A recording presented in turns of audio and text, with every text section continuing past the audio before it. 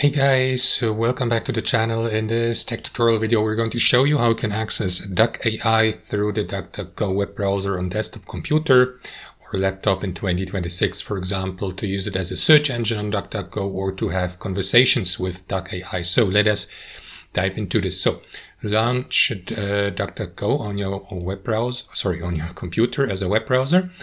And what you want to do next, guys, there are three different ways how you can access DuckAI.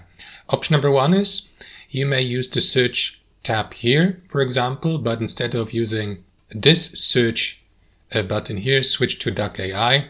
And after that, you may use, for example, this text panel here to ask your question, to enter your prompt or search query, and then press enter to send the prompt to DuckAI. Option number two would be to use the search bar here at the top, left click into it. And if you have DuckAI enabled on DuckDuckGo, you will see this icon here to the right. So you may use that, for example.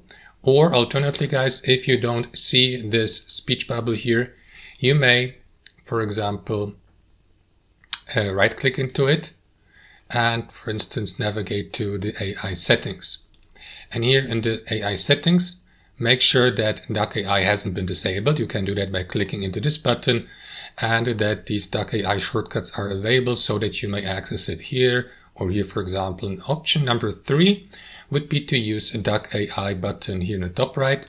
That is going to redirect you to that conversation panel here, so you may have a chat with DuckAI by entering your prompt. You may navigate to your chats or conversations or voice chats here on the left hand side. And then there's also option number four. Sorry, I forgot about that one. You may access DuckAI also via these three dots in the top right.